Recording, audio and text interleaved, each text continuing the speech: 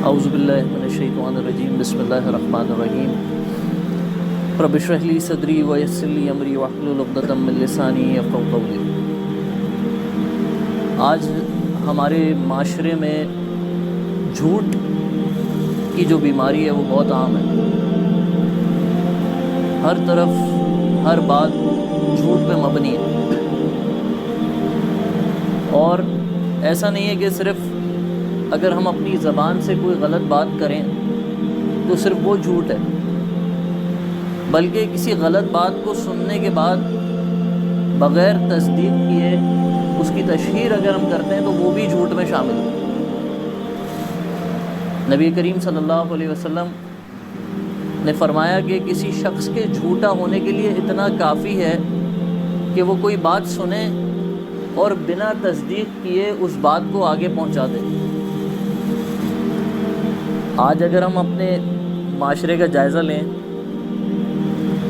تو social media کا دور ہے، واٹس ایپ، فیس بک اور دیگر ایپس موجود ہیں، اور دن بھر میں ہمیں بے شمار میسیجز ریسیو ہوتے ہیں، بے شمار پوسٹ ہمارے آئی ڈی کے اوپر آتی ہیں، اور ہم ان میں سے اکثر میسیجز کو اپنی نادانی میں بنا تصدیق کیے آگے پہنچا دیتے ہیں،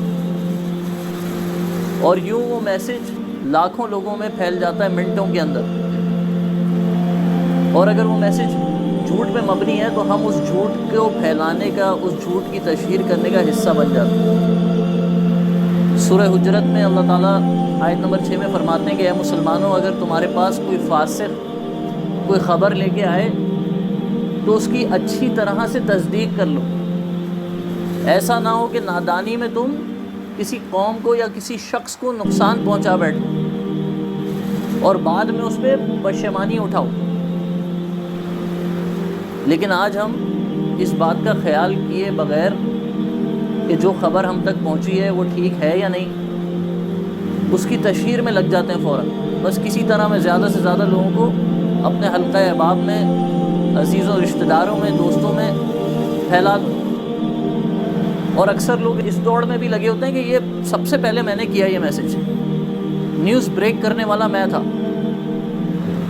میرے فرینڈ سرکل میں، فیملی سرکل میں تو کسی کو پتہ ہی نہیں تھی یہ بات، میں تھا جس نے یہ بات بریک کی۔ تو فخریہ طور پہ ہم اکثر یہ کام کر رہے ہوتے ہیں اپنی نادانی میں، اور اللہ تعالیٰ کہہ رہے ہیں کہ ایسا نہ ہو کہ نادانی میں تمہاری طرف سے کسی کو نقصان پہنچے، ایذا پہنچے، اور بعد میں تمہیں اس پہ پشیمانی ہو۔ آج یہ سلسلہ جو ہے وہ ہمارے اندر بہت عام ہے، تو ہم لوگوں کو اس معاملے میں بڑی احتیاط برتنے کی ضرورت ہے، بے انتہا احتیاط برتنے کی ضرورت ہے۔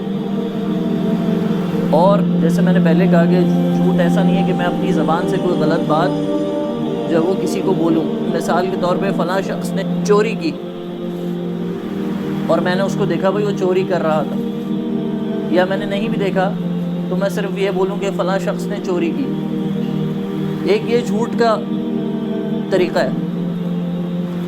اور جھوٹ اس حد تک جو ہے وہ خطرناک ہے کہ ہمیں اس کا احساس ہی نہیں ہوتا کہ ہم نے جھوٹ بول دیا ہے یا جھوٹ کا حصہ ہم بن گئے۔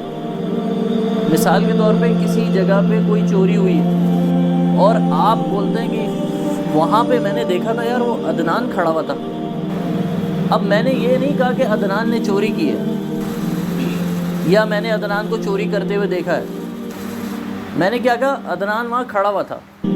میرے اس بات کرنے کا مقصد تھا کیا بھائی؟ میں نے ایک جھوٹ گڑھنے کی کوشش کی، لوگوں کے ذہنوں میں یہ بات پہنچانے کی، دوسرے الفاظ میں کوشش کی کہ کیا پتہ عدنان وہاں کھڑا ہوا تھا، اس نے یہ کام کیا ہو۔ تو یہ ایک طرح سے میں نے جو بھی شخص وہاں موجود تھا جس کا بھی میں نے نام لیا اس کے اوپر تہمت بھی لگا دی، الزام بھی لگا دیا، اور جب تک ثابت نہیں ہو رہا تب تک وہ معصوم ہے شخص۔ تو ابھی کچھ بھی نہیں ہوا اور میں نے ایک تہمت لگانے کے انداز میں کہہ دیا کہ یار میں نے فلاں شخص کو وہاں کھڑے دیکھا تھا، ارے وہ بھی تو وہاں سے گزر رہا تھا، یا وہ دونوں اس بارے میں بات کر رہے تھے، میں نے ایک دن پہلے سنا تھا۔ تو میں لوگوں کے دلوں میں شک و شبہات ڈال رہا ہوں ان لوگوں کے بارے میں جن کو میں نے اس جگہ پہ موجود پایا، تو یہ بھی جھوٹ ہے۔ لیکن ہم لوگ کو آج اپنی روزمرہ زندگی میں اس قسم کی باتیں کرتے ہوئے، اس قسم کے لوگوں کے بارے میں ریمارکس پاس کرتے ہوئے احساس ہی نہیں ہوتا کہ ہم کسی کے بارے میں کیا کہہ رہے ہیں، اور سنی سنائی باتوں کی بنیاد پہ ہم اپنی گفتگو کرتے ہیں۔ آج اگر ہم اپنی دن بھر کی گفتگو کا جائزہ لیں تو ہماری گفتگو کا کتنا حصہ ہے جو علم کی بنیاد پہ ہوتا ہے، کہ جس چیز کے بارے میں حقیقتاً ہمیں یقینی علم ہو اور ہم اس بنیاد پہ بات کر رہے ہیں۔ شاید بہت تھوڑا حصہ ایسا ہوتا ہے جو ہمارے علم کی بنیاد پہ ہوتا ہے ہماری گفتگو کا، باقی پوری دن کی ساری گفتگو کا سارا حصہ جو ہے وہ سنی سنائی بات پہ ہوتا ہے۔ اس نے یہ کہہ دیا، اس نے یہ کر دیا، اس کے ساتھ یہ ہو گیا، ارے فلاں بات سنی، تو ہماری ساری گفتگو اسی کے جو ہے وہ گرد گھوم رہی ہوتی ہے۔ اور نبی کریم صلی اللہ علیہ وسلم نے فرمایا کہ منافق کی نشانی کیا ہے، کہ جب وہ بولتا ہے، 4 نشانیاں، جب وہ بولتا ہے تو جھوٹ بولتا ہے۔ دوسری نشانی، جب وہ وعدہ کرتا ہے تو اس وعدے کو پورا نہیں کرتا۔ تیسری نشانی، اگر اس کے پاس کوئی امانت رکھوائی جائے تو اس میں خیانت کرتا ہے۔ اور چوتھی نشانی کہ جب اس کو غصہ آتا ہے تو وہ بد زبانی پہ اتر آتا ہے۔ جیسے کل کی گفتگو میں بھی ہم نے کہا تھا کہ یہ ساری گفتگو جو ہم یہاں بیٹھ کے کرتے ہیں اس کا مقصد صرف یہی ہوتا ہے کہ ہم اپنے طرز زندگی کے اندر جو ہے وہ بہتری لانے کی کوشش کریں۔ تو ہم ہر اس بات کو جو ہم سنتے ہیں اپنی ذات کو اس ترازو میں تولیں کہ ہم کہاں پہ کھڑے ہوئے ہیں۔ کیا ہمارے اندر تو خدا نخواستہ ان میں سے کوئی برائی نہیں پائی جاتی؟ اور اگر پائی جاتی ہے زیادہ یا کسی کم درجے میں تو ہم اس کو ختم کرنے کی، کم کرنے کی کوشش کریں۔ کیا ایسا تو نہیں ہے کہ ہم جب بولتے ہیں جھوٹ بولتے ہیں؟ کیا ایسا تو نہیں ہے کہ ہم وعدہ خلافی کرتے ہیں، امانت میں خیانت کرتے ہیں، اور جب ہمیں غصہ آ جائے تو ہم جس سے ہمارا کلام ہو رہا ہو ہم اس کے ساتھ بد کلامی پہ اتر آتے ہیں، گالی گلوچ پہ اتر آتے ہیں؟ تو ان چیزوں کے بارے میں غور کرنے کی ضرورت ہے۔ اور یہاں پہ میں ایک اور چیز کا ذکر کر دوں کہ یہ جو امانت میں خیانت ہے، عام طور پہ ہم لوگوں نے بہت ساری چیزوں کو اپنے ذہن میں اپنے حساب سے سوچا ہوا ہے، کانسیپٹ ہمارے ذہنوں میں چیزوں کا بڑا مختلف ہے، کہ امانت میں خیانت تو صرف پیسے کے لین دین میں ہوتی۔ تو امانت میں خیانت صرف پیسے کے لین دین میں نہیں ہوتی بھائی۔ ہر وہ چیز جس میں آپ نے کسی شخص سے کوئی چیز طے کی ہے، معاہدہ کیا ہے، ہر اس چیز میں آپ اپنے معاہدے کے مطابق اگر پورے نہ اتریں تو وہ خیانت ہے۔